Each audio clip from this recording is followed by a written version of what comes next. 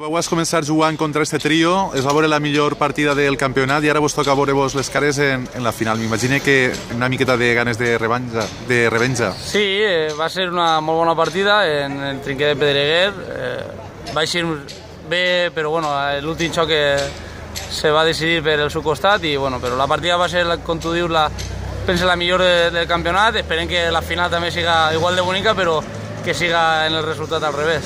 En Santi t'entens de meravella i bona prova la veu fer dissabte en Pelayo, on el seu era el protagonista o el teòric favorit i en 30 el veu deixar. Sí, en Santi juga molt a gust, no tenim la sort de jugar quasi tot l'any junts, però bueno, quan juguem junts, com entrenem totes les setmanes, se nota moltíssim. En Pelayo van disfrutar tota la partida, va ser una partida jo crec que perfecta, van deixar al Soro i Javi en 30 que ni nosaltres ens pensàvem en aquest resultat.